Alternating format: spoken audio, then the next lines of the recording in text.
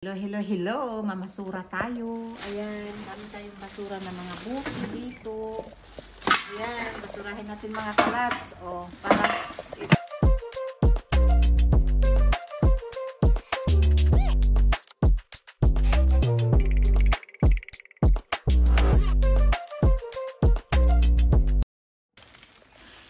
hello, hello, hello. Mamasura tayo. Ayan, dami tayong basura ng mga buki dito.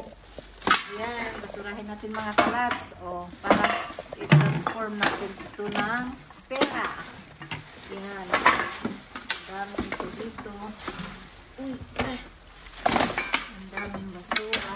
Ayan. Ayan. At, ano na. Ayan. Puno na ng basura. Puno na ng basura. Ayan, basura. Ayan mga kalabs. So, pera din ito. Sabihin natin basura pero pera. Ayan. At, mamaya papakita ko sa inyo mga kalabs itong ano. Papakita ko sa inyo ito mamaya kung magkano itong pera na ating ma-transform dito sa mga basura na ito. Ayan. Dami. Ngalakal na. Ngalakal na lang tayo dito sa Finland. Ayan. Ito na yung mga nakalakal natin. Sobrang dami. Oh. Ayan. Tapos, ito pa sa taas. Ayan, punong-puno na yan.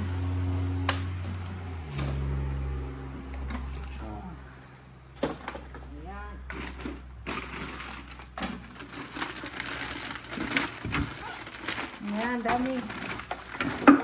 Matyaga ka lang dito para magkapera ka din. Ayan. Dami. Ayan. Ayan, punong-puno na. Ayan natin dito.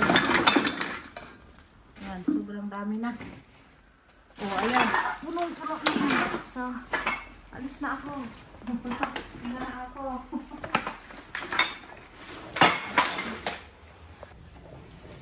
Ayan, daming basura.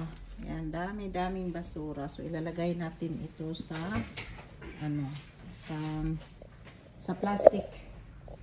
Ayan, lagay natin to sa plastic. Sobrang dami. Tapos, itong basurang na ito, ano natin, transform natin ito ng pera. Ayan. So, two more. Ayan, o, basurero. Basurero. Ayan, so, mamamasura tayo dito. Yan. Ito po ay mga basura. Basura na i-transform natin ng pera. Ayan po. So,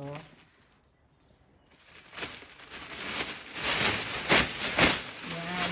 Lalagay natin dito lahat ng buki sa plastic. Ayan. At, uy. Ayan. Daming basura. Pero pera. Basura pero pera.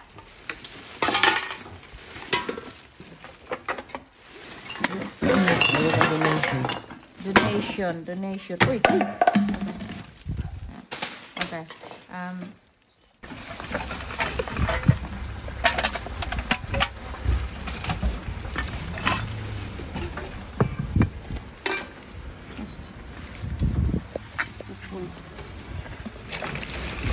Full amore, wait.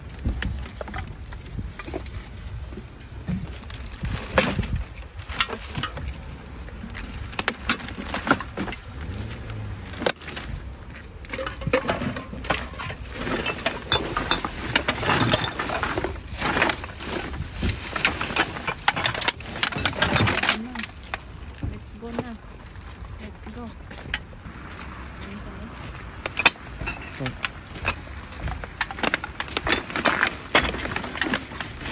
Bigat ng ating ano. Yes, ng ating alakal. Sobrang bigat-bigat. Okay.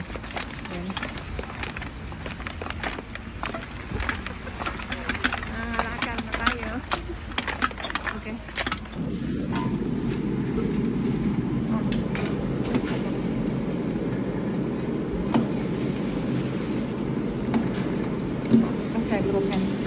Ayan. 40 cents. 80 cents. Oh, dami na natin pera. Dami na natin pera. Ayan. Oh.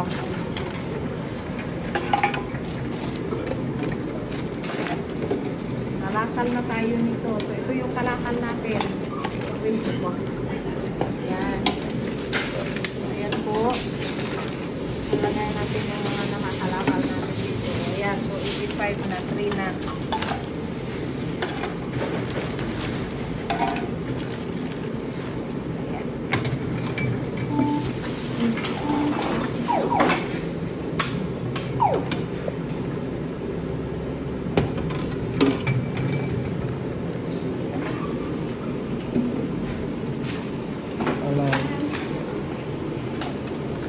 Oh, diba? Okay. Then, you can make with... Bye.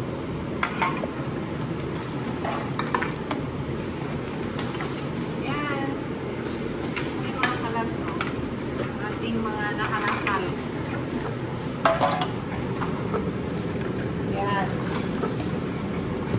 O, diba? Maraming pera. Maraming pera. Nakalakal.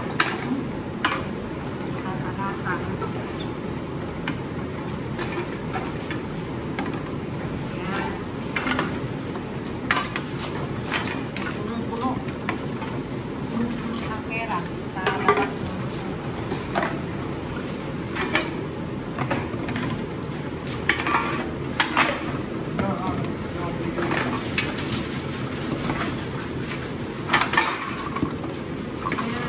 Springo?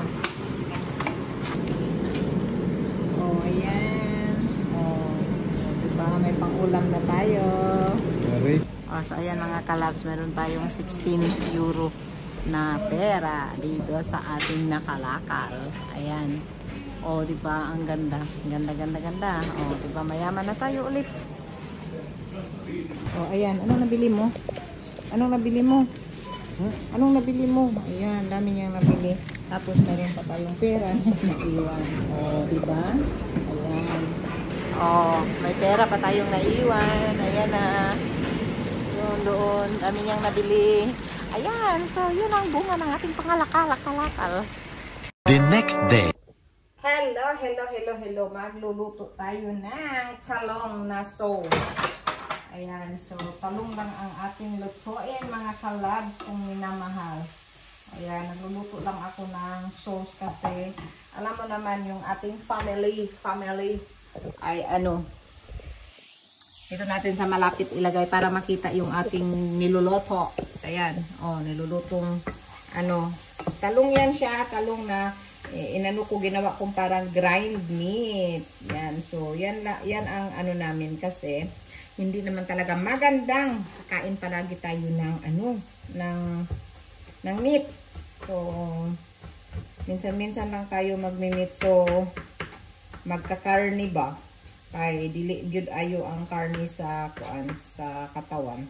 Ayan. So, misag lamig man gyud siya kayong kanunon pero mas ayaw yung dili ka magsige kaon og karni. So, gawa tayo ng paraan na ang atong gamitong sauce dili siya meat. Ayan. So, ang akong gikuan ron is talong ang akong ikasakpan ron. Mausahay, zucchini, depende kung saan akong masakpan sa kuan ba, sa tindahan.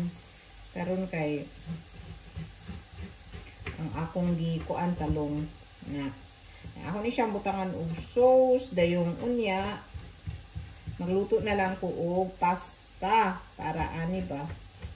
Kay ang akong pamilya pasta man, kay Italian baya ang akong pamilya. So kana siya na oh, di ba? So mag-ano tayo ng ayan. Oh. So ayan, anuhin lang natin ito para bang i-fry nato ba, pero dili siya gyud ka ng fry kaayo ba. Mga 2 teaspoon og kuan ray atong ibutang nga oil kay mutubig man ni siya. Magtubig man yung ano ba, yung ating talong, kuan man ni siya, watery man ni siya. Anuhin na natin. Dayon, ako, magkuan ko, anuhin ko ito. Ito ang kainin ko ngayon is taksoy. Ayan, so, anuhin ko lang ito, yung bilis na, parang i-fry na siya na, mabilisan ba, na fry. Ayan, so, yan ang kakainin ko ngayon. O, diba? Healthy tayo ngayon, healthy foodies. Ayan, so, hiwain lang natin siya. Magkuan taog kuan. Kalaha, naprituhan.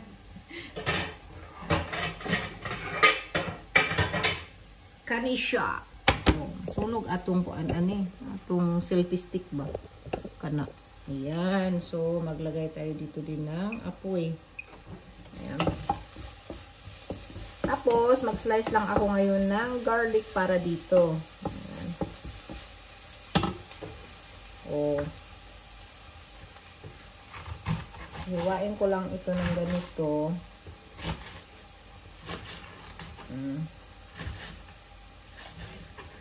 So, ang sarap nito. Masarap ito mga kalabs kasi ano siya, pag naluto mo siya, basta masarap yung malutong-lutong ba? Yung malutong-lutong ang ating so, ganyan lang ako mag-ano ng gulay. Tapos, ito medyo yellow-yellow na. So, hindi na natin yan isama. Yan. So, ngayon, lagyan natin ng olive oil ang ating pan. Yan. Lagyan ko ng olive oil. Kuha tayo ng ano. Hindi ko alam yung anak ko kung papasok siya doon sa tindahan namin ba. Kaya, nagluluto pa naman ako. Paano kaya yun? Hindi pa ako makaalis dito sa bahay. So, ito yung ating garlic. Ay, hala ka.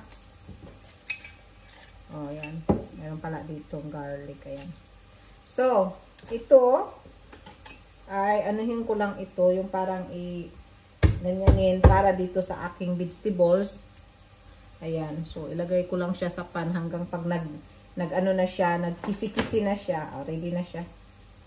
Dito naman sa, sa talong natin, garlic. Lagyan natin ng madilim ba yung natin? Parang madilim ba yata? Wala man tayong ilaw. Makita nyo ba ako? Nagkuha lang tayo ng more light. So, ayan nga po, based po sa ating sa ating thumbnail po mga kalabs, yun nga tungkol sa aking biyanan. So, dumating na nga sila doon sa dumating na nga sila doon sa Italy. Pero, ayun nga din, sobrang shocking din yung nabalitaan namin uli. Kasi yung biyanan kong babae is kinailangan siyang operahan. At tinawagan siya ng hospital na operahan yung likod niya. So, sobra talagang nakakalungkot ba kasi katatapos lang yung lola ni David, diba, na hospital, tapos yun naman yung biyanan ko. Pero at least positive naman yun kahit sabihin natin operahan para hindi na sasakit yung likod niya. Pero syempre, ano pa din dahil katatapos nga lang yung lola ni David na sa hospital, tapos yung biyanan ko na naman babae ang mahu-hospital. So, yun, medyo nakakalungkot din. Pero laban lang tayo kasi positive naman yun na maoperahan siya para ayan yung talong. Para gagaling na yung niya. Oh, yan yung talong. Tapos kukuha lang ako ng ng sauce. Yung sauce kasi namin ay nasa storage. Nasa storage. Ayan, so magme-makeup pa tayo. Ayan, parang gaganda naman tayo. Ayan. Yan yung namin. So, ito yung sauce na ilalagay ko. Ay, kakabayo. Ay, suli. Ito pa yung ko, likod ko. So, ayun, yun na nga, yung tawag nitong ooperahan siya. So, pupunta siya ng hospital sa 7. Sa 7 siya pupunta. And then, handali ko muna ito kaya. Kasi baka masunog. Yan. So, ilagay na natin ang sauce dyan sa talong. Ayan. Tapos, ilagay na natin ang ating gulay dito. Magtatalsik ito, sandali. Magtatalsik talaga ito. Ayan. Hindi ko na nga magtatalsik. Ayan, kasi may tubig siya, tapos oil. So, magtatalsik talaga siya. Diba? And so, ngayon lang natin siya. Ang sarap nito. Mayroon pa kasi akong kanin na pula. Multitasking tayo dito. Ayan. Ang sauce natin ay magre-ready na yan. Habang ang aking kakainin ng almusal ay magre-ready din. Double ready ito. Ayan. So, ayun mga kalabs, yun na nakakalungkot talaga at nakakagulat talaga ang nabalitaan namin tungkol sa biyanan ko kasi hindi, kasi nagpa-examine kasi yung biyanan ko bago sila pumunta dito. Ayun, kasi yung likod niya, saka yung paglakad niya hindi na straight ba. Kaya yun ang inano na kailangan daw talagang operahan. So, sobra talaga nakakalungkot, nakakaawa dahil siyempre 75 years old na din. So, siyempre nakakaawa din pero wala tayong magawa kung talagang kailangan.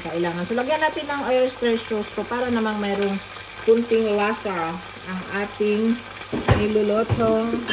Tapos, lagyan natin ng kunting sauce. Yan. Kunti lang yan. So, yan lang ang pinakalasa niya. O, diba? Yan lang. Tapos, yan lang ang iulam ko sa, sa red rice ko. So, sana naman, hindi na tayo tataba nito. Ayan. Tapos, ito naman ay hayaan na natin siyang kumukulo-kulo hanggang maluto siya. Lagyan natin ng kunting asin.